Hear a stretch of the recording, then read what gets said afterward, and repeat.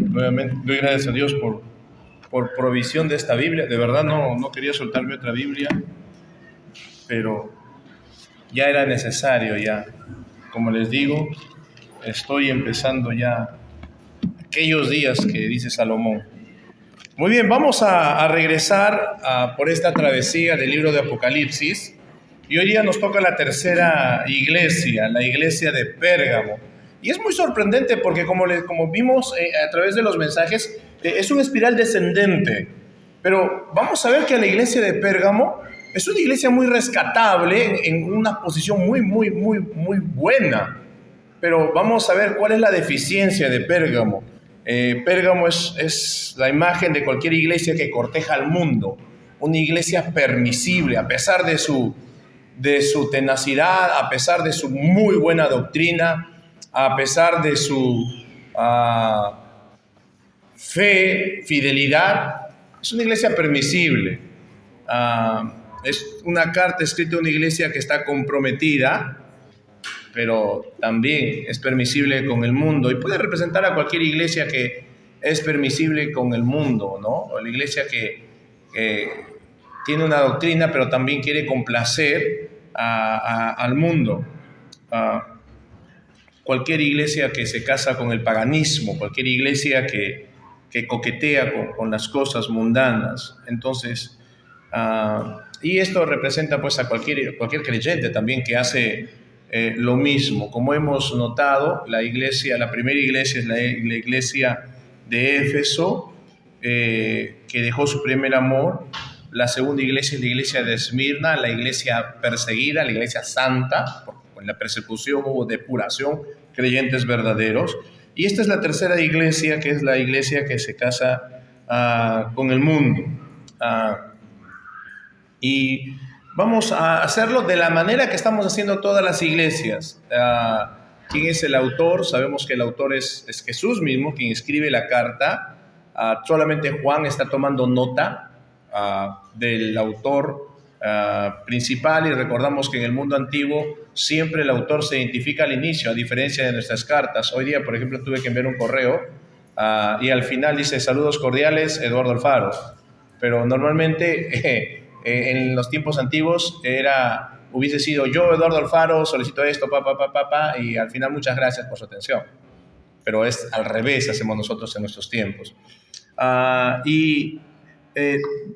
Algo que debemos percatarnos es que casi todas las iglesias escribe al ángel a la iglesia que está en tal lugar. La entrada es la misma para todos, lo único que cambia es el lugar. Escribe al ángel de la iglesia de Éfeso, escribe al ángel de la iglesia de Esmirna, escribe al ángel de la iglesia de Pérgamo, pero luego menciona ya cosas diferentes. Por ejemplo, en Éfeso dice: el que tiene las 7 estrellas. En Esmirna, el primero y el postrero, el que estuvo muerto y vivió, por el contexto de ánimo que va a dar a la iglesia, por el contexto a Éfeso, que va a decir que él está vigilante, y por el contexto que le está escribiendo a Pérgamo. A partir del verso 12 hasta el verso 17 es la carta a esta iglesia, y vamos a leerla. Dice así: escribe el ángel al ángel de la iglesia en Pérgamo, el que tiene la espada aguda de 2 filos, dice esto: yo conozco tus obras y dónde moras, donde está el trono de Satanás, pero retienes mi nombre y no has negado mi fe, ni aun en los días en que Antipas, mi testigo fiel, fue muerto entre vosotros, donde mora Satanás. Pero tengo unas pocas cosas contra ti, que tienes ahí a los que retienen la doctrina de Balaam, que enseñaba a Balac a poner tropiezo ante los hijos de Israel, a comer de cosas sacrificadas a los ídolos y a cometer fornicación. Y también tienes a los que retienen la doctrina de los Nicolaitas, la que yo aborrezco. Por tanto, arrepiéntete, pues si no, vendré a ti pronto y pelearé contra ellos con la espada de mi boca. El que tiene oído, oiga lo que el Espíritu dice a las iglesias. Al que venciere, daré a comer del maná escondido, y le daré una piedrecita blanca, y en la piedrecita escrito un nombre nuevo, el cual ninguno conoce sino aquel que lo recibe. Vamos a orar. Padre nuestro, gracias por esta mañana. Gracias por este tiempo que nos permites abrir tu palabra con libertad, estudiarla. Te ruego que nos ayudes a todos a entenderla, ilumina nuestra mente. Y más allá del entendimiento, ayúdanos a ponerlo en práctica en nuestras vidas. Gracias por este tiempo.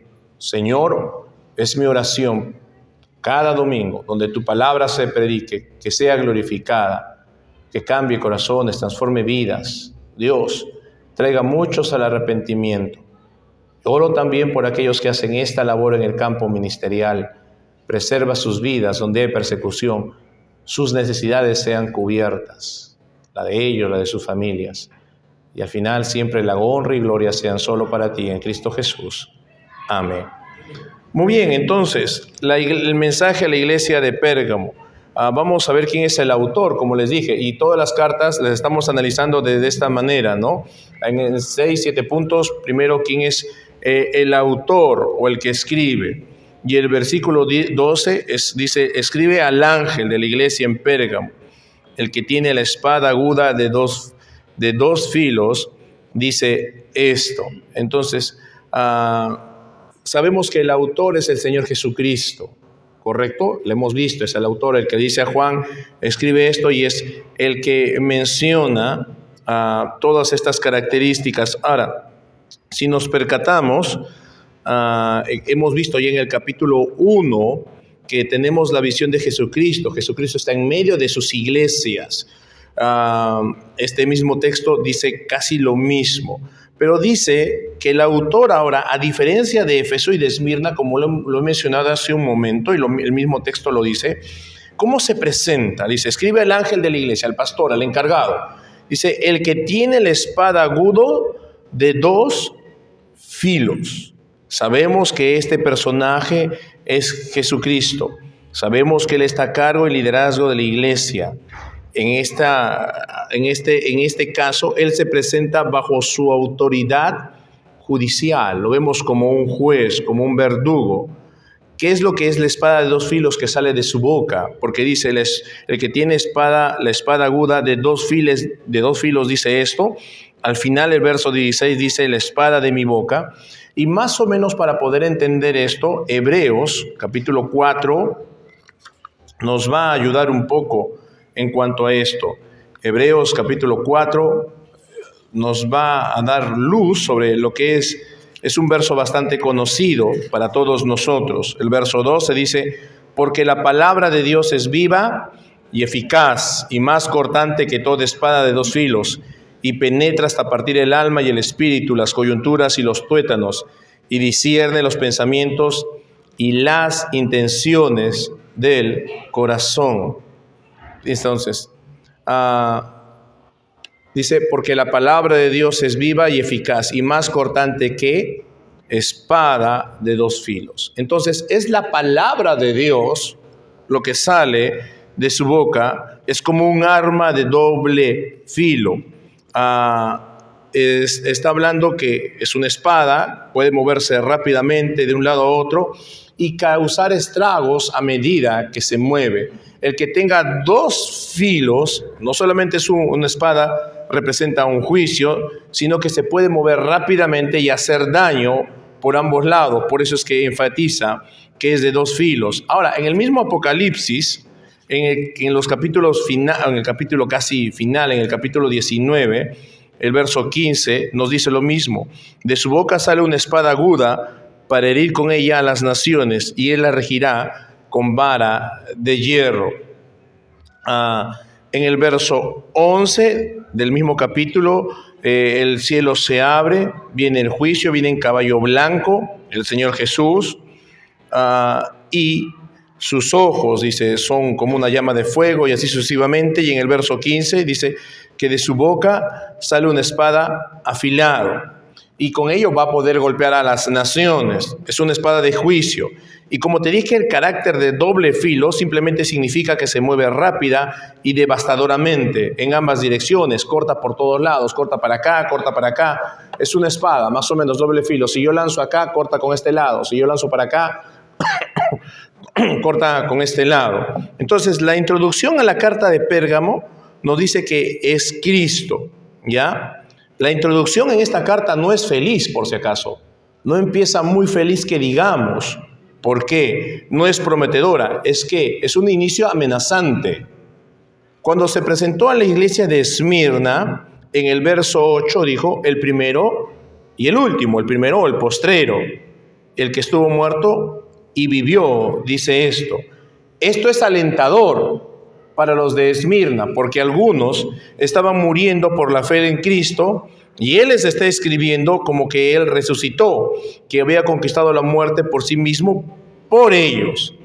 En la carta de Éfeso, en el capítulo 2, Él se presenta simplemente como el que sostiene a los 7 líderes en su mano y se mueve entre las iglesias, que están representadas por los candelabros de oro. Bien, no amenaza en absoluto, hablando de su control, hablando de su cuidado y su preocupación mientras se mueve a través de su iglesia y su protección sobre los líderes de la misma. Aquí empieza la primera introducción negativa. En Éfeso no es negativa la introducción, por más que luego le dice que ha perdido su primer amor. En Esmirna es una introducción alentadora, es decir, yo también estuve muerto, pero ahora estoy vivo y ustedes van a vivir porque yo vivo, porque ellos están muriendo por causa de la persecución. Es algo alentador. Pero aquí está la primera introducción negativa, porque es una iglesia que de directo se enfrenta ¿a qué? A un juicio. Entonces, esta es la introducción correcta de Cristo para la iglesia de Pérgamo. La iglesia de Pérgamo estaba en grave peligro, y ese peligro iba a venir del mismo Señor Jesucristo. Él es el que empuña la espada. Esta espada es particular porque es la espada de juicio que se usa para cortar a aquellos que desobedecen al Señor Jesucristo. Es la espada que se usa para aquellos que están en desobediencia abierta hacia Él. Entonces, obviamente, Pérgamo era una iglesia integrada por gentiles principalmente, a diferente de otras iglesias que se habían convertido del paganismo. Ya veremos cómo es la ciudad de Pérgamo. Sin lugar a dudas se habían convertido a Cristo y hubo una gran transformación. Cuando lleguemos en un momento a analizar la ciudad, va a ser, sí, es una gran transformación. Pero los tiempos han cambiado, ha pasado el tiempo y ahora han vuelto a sus hábitos paganos. Es más o menos, como la carta a los Colosenses. La carta a los Colosenses, Pablo escribe a los Colosenses, una iglesia que él no fundó y una iglesia que no ha visitado todavía, ¿ya? Pero Arquipo está con él y Pablo le pregunta a Arquipo, ¿cómo está la iglesia en Colosas, Arquipo? Muy bien, está en la casa de Filemón. ¿Tú lo conoces, Filemón? ¿Es tu amigo? Sí, perfecto, lo conozco. Pablo, un favor, ¿podrías enviar un consejo a la iglesia de Colosas? Lo que pasa es que están andando bien, pero no quisiera que regresaran a las antiguas costumbres. ¿Y cuál es la costumbre de los colosenses? ¿Quieres saber cuál es la costumbre? Todo lo que Pablo señala que no deben hacer. No, los colosenses hacían culto a los ángeles, los colosenses, el gnosticismo decía, a través del conocimiento puedes tener la salvación, puedes vivir de las fábulas, de genealogías. Todo aquello que Pablo dice que no sigan era la costumbre de Colosas. Entonces todo eso. Y aquí a la iglesia en Pérgamo ha regresado a lo que las prácticas de la comunidad o de esa ciudad habían dejado. Ellos salen de esas prácticas, pero con el tiempo se dejan influenciar. Y es lo que está pasando en este momento. Entonces, sin lugar a dudas, Pérgamo se ha convertido a Cristo.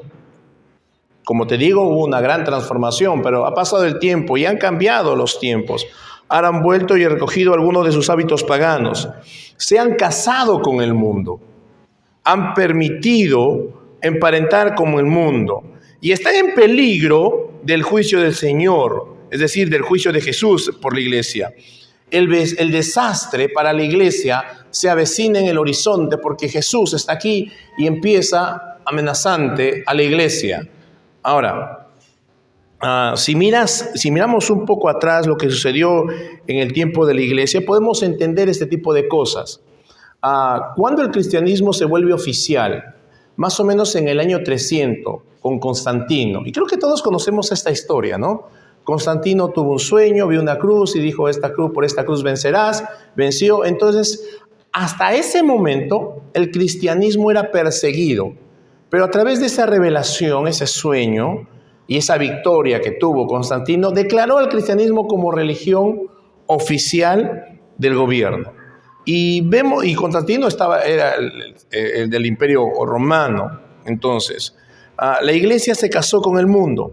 Los sacerdotes paganos se convirtieron en sacerdotes cristianos.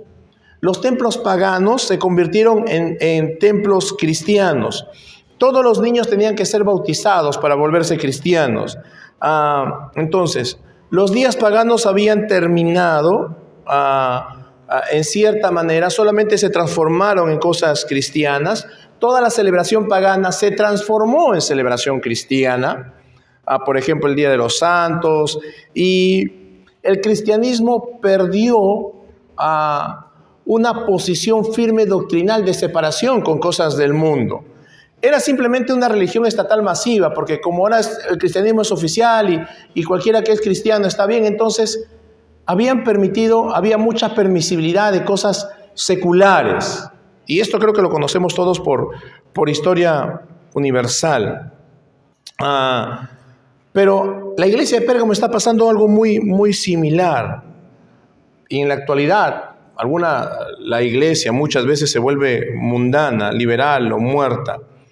Hay iglesias que se han apartado de la fe verdadera, o iglesias que han abrazado el mundo con tal de congraciarse con las prácticas seculares de la sociedad.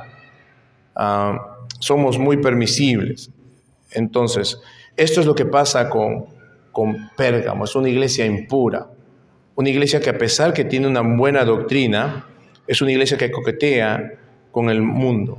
Muchas veces la iglesia actualmente, y no estoy hablando de una forma déspota o una forma fuerte, se ha vendido a Satanás, se ha casado con el mundo y ha perdido poder espiritual por congraciarse con aquellos que no son cristianos. Y esto es Pérgamo. Y por eso es que el Señor le dice esta introducción. El que tiene la espada de dos filos dice esto, empieza con juicio.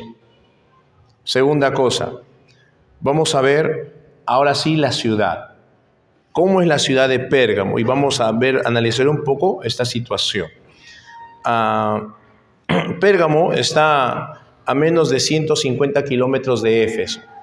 Pero como les dije, las cartas van en orden, ¿no? O sea, empieza por Éfeso, luego está acá Esmirna y luego sigue Pérgamo. O sea, si lees las 7 iglesias, ese sería el orden que se dejaría las cartas. ¿Ya? ¿Qué otra cosa más? Éfeso es el punto de partida, luego está Esmirna, 75-80 kilómetros y luego 30 kilómetros más al norte está Pérgamo. Pérgamo también está a 30 kilómetros tierra adentro desde el mar Egeo. Conoces el mar Egeo, ves el mapa, está 30 kilómetros más allá a Pérgamo. En el lado antiguo de Pérgamo hay un pueblo todavía hasta el día de hoy. Hasta el día de hoy podemos encontrar un pueblo que se llama Bergama. ¿Ya? Pérgamo está en Turquía, por si acaso. Y aún sí existe esta ciudad. Y todavía hay una comunidad cristiana en Bergama. La leyenda dice que Pérgamo fue construida por un hijo de Hércules. Fue construida supuestamente en una colina muy, muy elevada, muy alta, amplia y fértil en el Valle del Caico por el hijo de Hércules.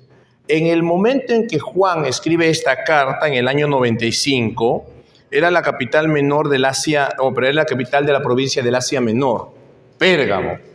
La palabra Pérgamo significa literalmente pergamino. Ahora, ¿sabes lo que es el pergamino? El pergamino es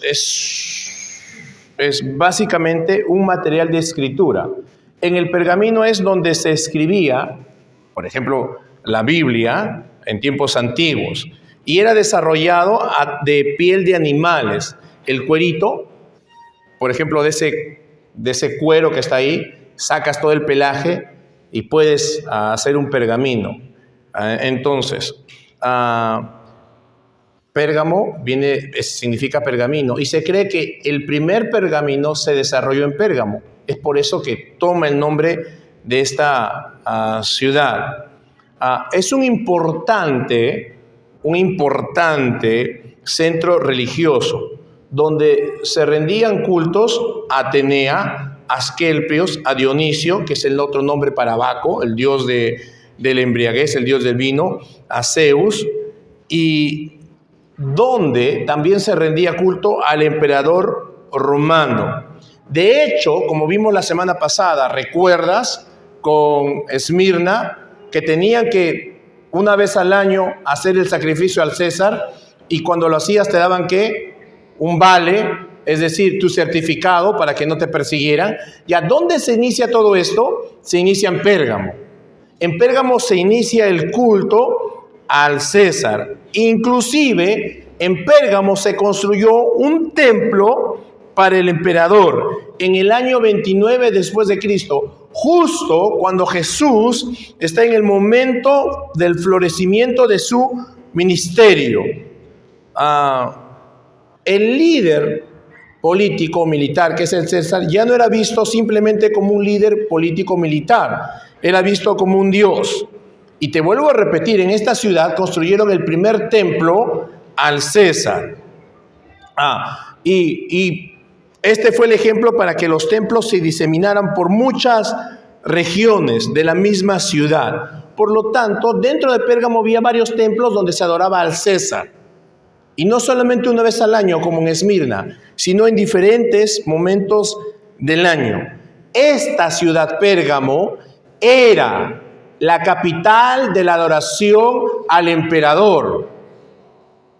¿Ya? Esta ciudad es la que más entregaba adoración al emperador romano. Gracias. Y junto con la adoración al César, habían desarrollado todo tipo de adoraciones paganas. Por lo que fue más difícil en esta ciudad, miren, a diferencia de Esmirna, en esta ciudad fue más difícil, y creo que todos lo entendamos y lo analicemos de esta manera, en esta ciudad fue más difícil mantenerse fiel al Señor en la no adoración al César. En Esmirna era una vez al año, en un solo lugar. En Pérgamo habían diferentes templos y era reiterativamente la adoración. Entonces, fue más difícil en Pérgamo el no adorar en absoluto al César. Entonces, muchos cristianos en Pérgamo perdieron la vida por estas circunstancias. Y como les dije, el culto se intensificó porque era la ciudad capital de la adoración al César. Y eso es lo que precipita la fatalidad para los creyentes. En la ciudad de Pérgamo también había una universidad y también había una biblioteca. La biblioteca tenía más de 200,000, no uno, no dos, no 1,000, 2,000, 200,000 volúmenes. Recuerda, no había imprenta, ¿correcto? No es que tú imprimías así y luego llenabas hojas y luego tenías un libro o una Biblia, no. ¿Cómo tenía que hacerse? A mano, porque eran ¿qué? Pergaminos. Se unían, se cosían y se tenían ahí o se enrollaban. Más de 200,000 volúmenes. Asombroso. En Pérgamo. ¿Ya? Ahora, más o menos esto es lo que nos dice la historia. De hecho, era una biblioteca tan importante la de Pérgamo que más tarde fue enviada a Egipto, a Alejandría. Y creo que conocemos todos bien la biblioteca de Alejandría, ¿no? Esto fue enviado a Egipto. Egipto es Alejandría, por si acaso, como regalo de Antonio a Cleopatra. Así que la ciudad era prominente, no era cualquier ciudad. Entonces, esto es en cuanto a la ciudad, número 2. Número 3, ¿ya? ¿Qué hay de la iglesia? Vamos ahora sí a la iglesia propia. Nos mudamos de la ciudad a la iglesia. ¿Cómo empezó? No lo sabemos. No sabemos cómo empezó la iglesia, al igual que Esmirna, no sabemos cómo empezó la iglesia en Pérgamo. Pero según el capítulo 16 del libro de los Hechos, Pablo pasó por esta área. Si vas al libro de los Hechos, el capítulo 16, pasó por esta área.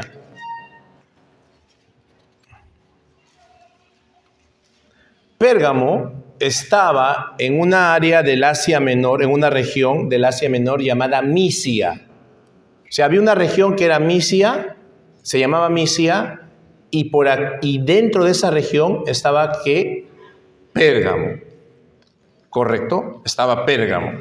Y en Hechos 16:8, la Biblia nos menciona lo siguiente: y pasando junto a Misia, descendieron a Troas.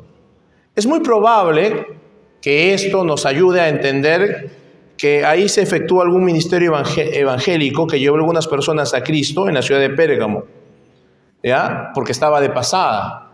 Es muy probable que así se funda la iglesia. Pero no hay nada más en el libro de Hechos que nos pueda dar luz más que esta referencia a la ciudad de Pérgamo, como te dije que estaba en la región de Misia. El capítulo 19, verso 10, también nos dice acerca de Éfeso: así continuó por espacio de 2 años, de manera que todos los que habitaban en Asia, judíos y griegos, oyeron la palabra del Señor Jesús. Es decir, todos los que habitaban en Asia. Pérgamo es una de las ciudades de Asia, entonces también es otra de las maneras que se pudo haber llegado al conocimiento del Evangelio a través del ministerio de Éfeso.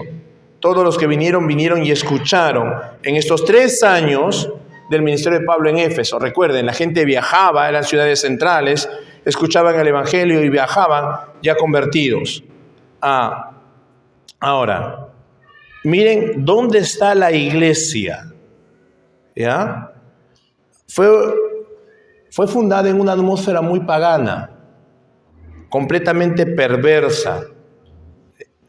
En medio de esto está situada esta pequeña iglesia.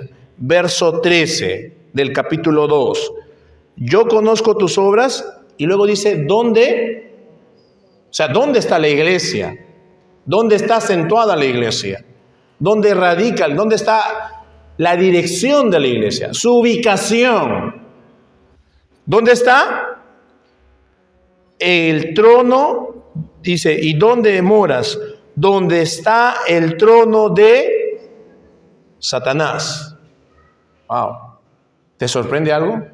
Miren, hermanos, Satanás tiene sus operaciones en todo el mundo, pero tiene su trono ¿dónde? En Pérgamo. O sea, su centro de control, su centro de comando. ¿Dónde está? En Pérgamo. Es una declaración muy sorprendente, ¿ya? No te equivoques. Su trono no está en el infierno, por si acaso. Algunos dicen, ¿pero qué? ¿Su trono no está en el infierno? No, su trono está en este mundo. Este mundo es su campo de operación. El infierno es su lugar de encarcelamiento. El infierno no es su lugar, por si acaso, de su trono, de su centro de operación. El infierno es su lugar de encarcelamiento. Él está operando por todo el mundo. Pero en ese momento, ¿dónde estaba su centro, su base? Pérgamo. Es como un ejército. El ejército puede invadir muchas ciudades, pero ¿dónde está la base? El centro de comando. Ahí estaba. ¿Dónde? En Pérgamo. Su poder se emanaba desde Pérgamo. Y muchos cristianos habían sido víctimas de Satanás. Habían sido engullidos por él, enredados por él, y de alguna manera se habían comprometido por él. No es una persecución, por si acaso. No están siendo perseguidos por Satanás. Estamos hablando de un compromiso con él. Una cosa es la persecución como Esmirna, y otra cosa es que tengo un compromiso con Satanás. La forma más rápida de destruir la vida y destruir la iglesia es que te comprometas con cosas satánicas. Y cuando hablo de satanismo, no estoy hablando pues de ocultismo, que te vayas y una cabra con cuernos y cosas negras, no. Cualquier cosa que deshonra a Dios es de Satanás y muchas veces te puedes comprometer con él. Ahora, aquí está esta iglesia. Pero a pesar de esto es lo sorprendente. Mire, es el trono de Satanás, su centro de operación, pero aquí viene lo sorprendente. Eso no es el problema. ¿Cuál es el problema? Vamos a verlo dentro de un momento, pero aquí viene lo sorprendente. El verso siguiente, el verso 13, dice, este mismo verso, yo conozco tus obras y dónde moras, es decir, radicas donde está el trono de Satanás, pero, o sea, está el trono de Satanás, eso no es problema para ti, Pérgamo. Ahí está la base de Satanás, pero eso ni siquiera merma tu fe. Porque dice, pero retienes que, y no has negado mi fe, ni aun en los días que Antipas, mi testigo fiel, fue muerto entre vosotros, otra vez, donde mora Satanás. Es sorprendente. Ahí está el centro satánico de operaciones, pero los de Pérgamo se mantienen, ¿qué? Fieles. La cuarta cosa, como hemos visto todas las cartas, primero, ¿quién escribe? Segundo, la ciudad. Tercero, ¿dónde está la iglesia? Cuarta, el elogio. ¿Cómo lo elogia? ¿Ya? Sé dónde vives, dónde está el trono de Satanás. ¿Hay oposición satánica? Por supuesto. ¿Ya? Satanás ha establecido su centro de operaciones ahí. No lo sé por qué, hermanos, no me pregunten. Vamos tal vez dentro de un momento a descubrir por qué. ¿Ya? Pero a diferencia de Esmirna, escucha, Esmirna, ¿qué dice? Tenía una sinagoga de Satanás. ¿Quiénes eran? Los judaizantes. Pero aquí está que, no dice que tiene una sinagoga, aquí está que el trono de Satanás. ¿Ya? Había establecido aquí su trono Satanás. Y la pequeña iglesia de Pérgamo estaba sintiendo los estragos de la misma. También sabemos que esta iglesia no tiene ningún ministerio apostólico en particular. No tenemos registro que hayan estado expuestos a ningún liderazgo poderoso, a diferencia de Éfeso que estaba Pablo, Juan, no tenemos a nadie con un liderazgo poderoso. ¿Ya? Pero como hemos dicho antes, la verdadera fe no es frágil, hermanos. Solo la fe falsa es frágil. Viene un problema, me voy, no quiero ser cristiano. La verdadera fe se mantiene ¿qué? Firme. Vienen problemas, vienen calamidades, vienen tormentas y seguimos ¿qué? Firmes. Y estos de Pérgamo estaban en esto. Algunos sí estaban siendo absorbidos por el mundo, tenían que enfrentarse a Satanás, no fue fácil, pero ¿qué? Pero tendrían éxito. La verdadera iglesia, ¿recuerdas? Y había verdaderos creyentes en Pérgamo. Recuerda lo que Jesús dijo: construiré o edificaré mi iglesia y las puertas del infierno no van a poder ¿qué? Prevalecer contra ella. Aquí hay una verdadera iglesia, una iglesia genuina, en crecimiento, una iglesia real, una iglesia salvada, librando una guerra intransigente, justo en el trono de Satanás. Lo estaban haciendo lo suficientemente bien como para ser elogiados. Miren, están ahí luchando contra Satanás, donde está su trono, su cuartel central, y Dios los elogia. Eso significa que lo están haciendo bien, ¿correcto? La verdadera fe, hermanos, no es frágil como Pérgamo, es indestructible, sobrevive a todo, incluso a los ataques del infierno. Ahora, ¿por qué el trono de Satanás? ¿Qué es el trono de Satanás? ¿De qué estamos hablando? Se puede decir primero en adoración al emperador. Por eso se dice que colocan al César como un dios y que fluye desde este punto, desde Pérgamo, fluye a todo el imperio. Aquí nace la adoración al César. Por eso que fluye a todo el imperio. La primera ciudad en construir un templo para César. Por eso es que podría referirse el trono, que de aquí sale todo. Podría referirse al majestuoso altar a Zeus, ¿ya? El Dios supremo, tanto de los romanos como de los griegos. El altar más grande y más famoso del mundo, a Zeus, estaba aquí, en Pérgamo. Y tenía la forma de un enorme trono, este templo, por si acaso. Y estaba construido en la Acrópolis. La Acrópolis significa el lugar más alto del lugar. Ahora, pero hay otro elemento de adoración, hermanos, que podría, debido a esto, referirse como trono de Satanás. ¿Ya? No solamente estaba la adoración a César, no solamente estaba, y que de allí fluyó a todo el mundo romano, no solo estaba este enorme altar en la Acrópolis que parecía un trono a Zeus, sino que estaba una extraña adoración de Asclepios o Asclepios. Y Asclepios, y esto más adelante tal vez lo llegue a conocer un poco más Michelle, es el dios de la curación. Es el dios de la curación. Y era conocido en todo el mundo antiguo como el dios de Pérgamo. El dios más asociado de Pérgamo era Asclepios. Es decir, Asclepios, ese es el dios de Pérgamo. Como comúnmente se dice, ¿no? Santo Tomás es el santo de ¿quiénes? De los solteros, ¿no? Ponlo de cabeza, Santo Tomás. ¿Sí? No, Judas. ¿Quién es el que de los solteros? San Judas, ¿no? Ponlo de cabeza para casarte. ¿Correcto? Se sabe de eso, todo el mundo lo sabe. ¿Correcto? Entonces, la Virgen de los microbuseros, la Virgen de Chapi. Igual, Asclepios era el dios de Pérgamo. ¿Cuál es el dios de Pérgamo? Asclepios. Y era el dios, como les dije, el dios de la curación. ¿Ya? Hay un individuo muy famoso que vino de Pérgamo. Su nombre era Galeno.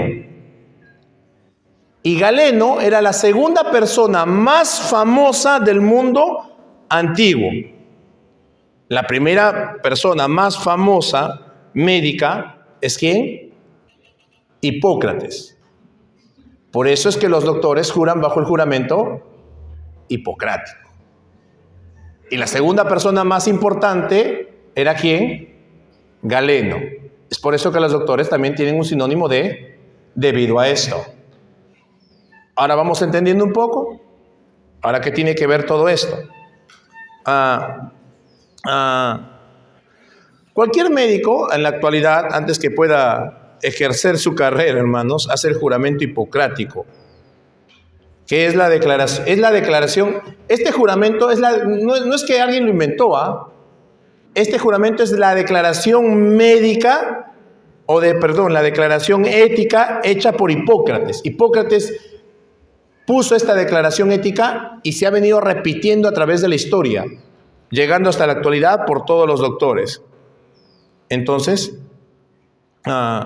esta declaración ética es el juramento por el cual todo doctor aplica su oficio. Pero al lado de Hipócrates, como les dije, estaba ¿quién? Galeno, la segunda mente más brillante de la medicina en esos tiempos. En la ciudad de Pérgamo había una escuela de medicina y este era un famoso lugar de medicina. Mezclado con su medicina había mucha superstición y el emblema o el ídolo era Asclepios. ¿Y cómo se representaba? Como una serpiente.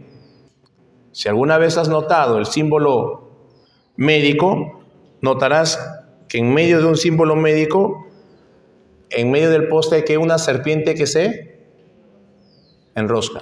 Viene de aquí. Este es el antiguo dios Asclepios, el dios de la curación. Cuando iban al templo de Asclepios, ¿iban para qué? Para ser sanados. En el templo había serpientes inofensivas por todo el templo, por todo el suelo. Y para ser sanado tenías que entrar ahí y acostarte y quedado así echado, dormirte en el suelo. Y mientras dormías, se dice que Asclepios hacía su función y te infundaba ese poder curativo. ¿Es satánico? Sí, obviamente. Aquí ya viene el misticismo.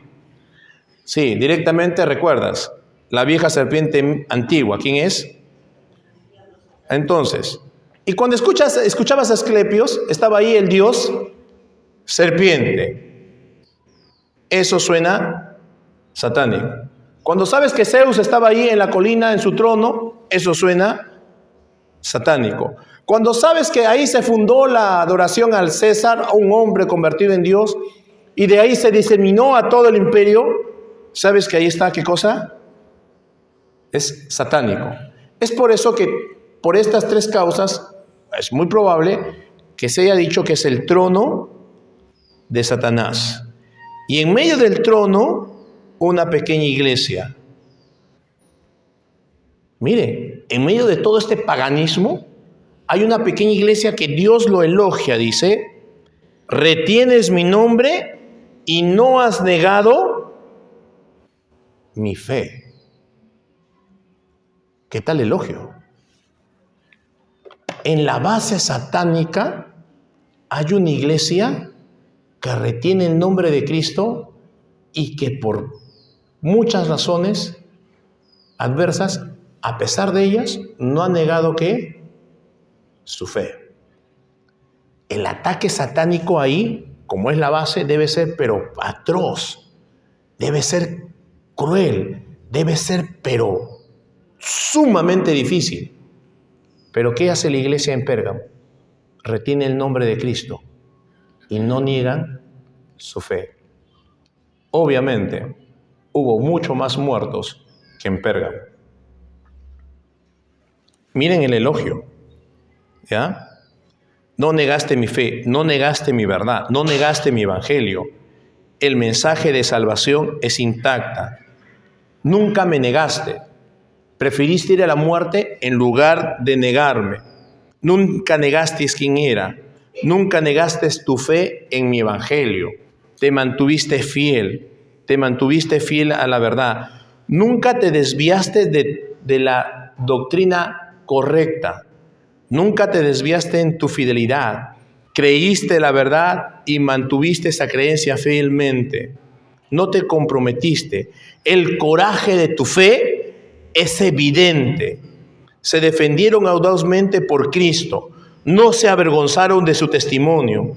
Incluso, como les digo, en el lugar donde está el trono de Satanás, no negaron su fe. Obviamente, no fue fácil. El verso 13 dice, mantuviste mi nombre, no has negado mi fe.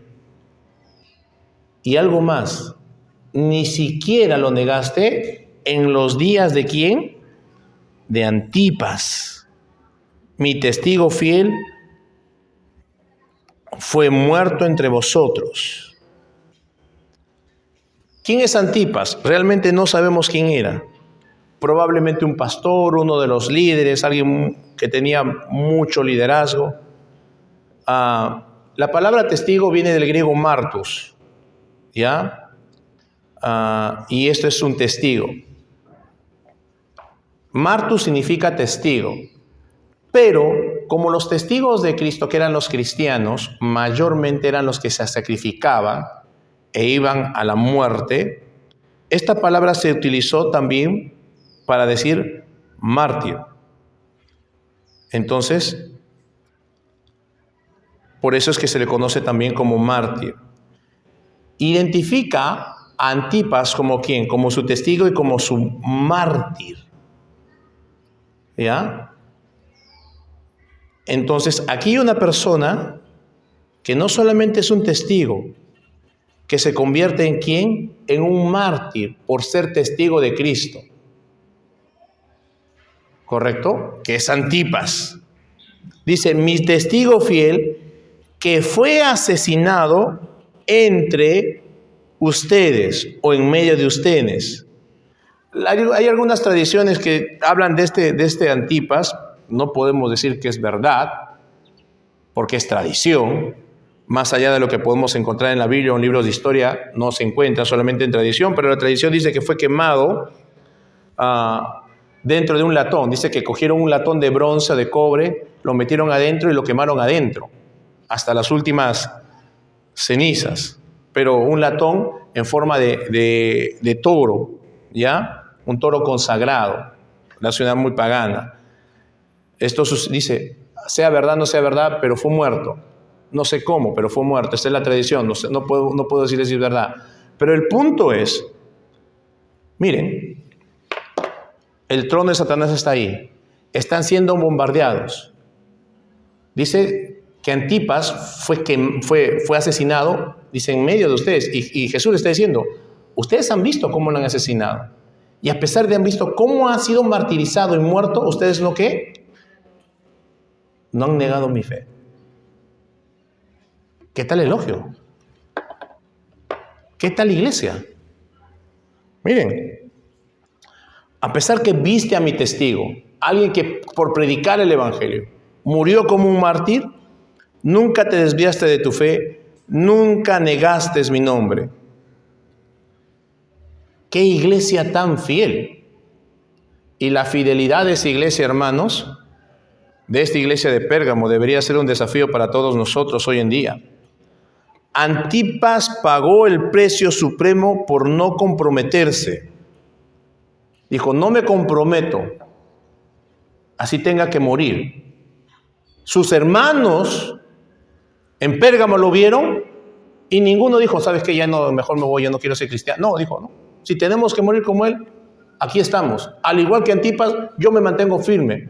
Yo soy fiel al Señor. Él ha muerto por mí, yo soy salvo.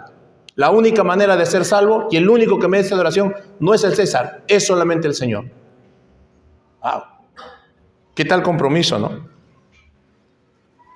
Pero, sin embargo, hoy en día algunos de nosotros no estamos dispuestos a hacer ningún tipo de sacrificio. ¿Ya? Ahora, no hay ningún tipo de sacrificio para los cristianos. ¿Qué cosas ha pasado? ¿Qué rayos ha pasado con nuestro sentido de valores? Aquí hay un hombre que preferiría morir antes de comprometerse. Así que Pérgamo es una iglesia fiel. Pero, en quinto lugar viene la condena. Verso 14. Pero tengo unas pocas cosas contra ti, que tienes ahí a los que retienen la doctrina de Balaam, que enseñan a Balac a poner tropiezo ante los hijos de Israel, a comer cosas sacrificadas a los ídolos y a cometer fornicación. Y también tienes a los que retienen la doctrina de los nicolaitas, la que yo aborrezco. ¿Ya? ¿Qué está diciendo? Esto es lo que tengo tu contra. Quinta cosa, la condena. ¿Ya? Tienes a estas personas dentro de la congregación que creen cosas falsas y lo estás ¿qué? Permitiendo. Ese es tu gran error. Tú te mantienes fiel. ¿Quieres morir por Cristo? Mueres por Cristo. Te mantienes fiel. Pero ¿cuál es tu problema? Estás permitiendo que falsas doctrinas ingresen a la iglesia y tú te sientes cómodo. Les das la bienvenida. ¿Ya? No les dices nada. Hay cosas que yo aborrezco, pero tú estás permitiéndolo dentro de la iglesia.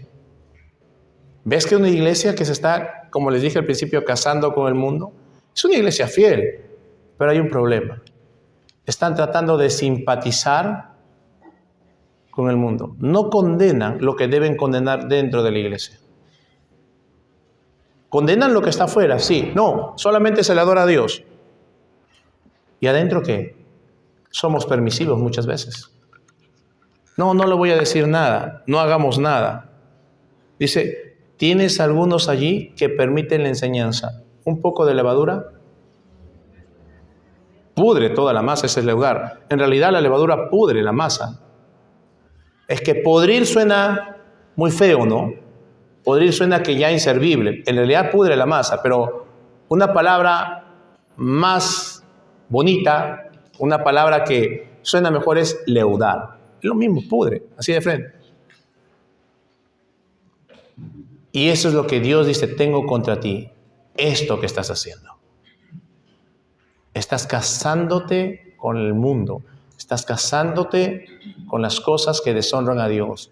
No, estás permitiendo dentro de ti cosas que deshonran a Dios. Estás permitiendo dentro de ti cosas que no le agradan al Señor y no haces nada. Eres fiel, pero a la vez estás coqueteando con el mundo. Hasta ahorita hemos visto 4 cosas en pleno. ¿Quién escribe? El que empieza con juicio. El lugar, donde está ubicada Pérgamo. Tercera cosa, la iglesia en sí. Cuarta cosa, el elogio. Y es un buen elogio. Y recién solamente hemos hecho la introducción del quinto, la condena. La desarrollaremos, la doctrina de Balaam, la doctrina de los Nicolaitas. ¿Por qué Dios está en contra de ellos esta noche? Con la advertencia 6 y 7, la sentencia final. Pero algo muy importante. ¿Ves esta iglesia fiel? Es sorprendente. Yo me sorprendí cuando vi que está cuando vi el trono de Satanás en la base, pero a pesar de ello se mantiene fiel. Pero el problema es que quiere congraciarse con aquellas personas. Quiere congraciarse con aquellas personas que no son creyentes. No se vayan a sentir mal. Quiere congraciarse con el mundo. Es una iglesia fiel, que es capaz de morir por Cristo, pero no puede discernir las cosas que tiene que sacar de su vida. Y muchas veces nos comportamos así. Queremos ser fieles a Dios, tenemos determinación, pero somos permisivos en cosas que deshonran a Dios y permitimos esas cosas en nuestra vida y no deberíamos hacer eso. Hasta ahora Pérgamo es una iglesia sorprendente, una iglesia que sufrió más muerte que Esmirna. Está el trono de Satanás ahí. El culto de César no solamente era una vez al año, era continuo. Pero el problema es que se congració con cosas del mundo. Deberíamos mantener su fe, ese compromiso, coger lo bueno de Pérgamo y realmente quitar aquello que no nos va a convenir. Cierra tus ojos, inclina tu cabeza en esta mañana.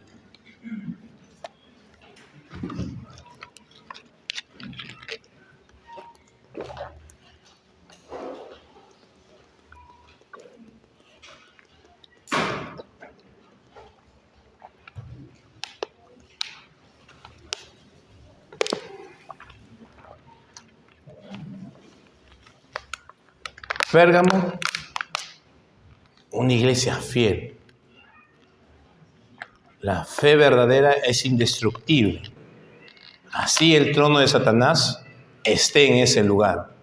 Así la base satánica esté en ese lugar. La verdadera fe es indestructible. Deberíamos tener ese tipo de fe. Padre nuestro, gracias por esta mañana. Gracias por lo que tu palabra nos dice a través de la iglesia de Pérgamo.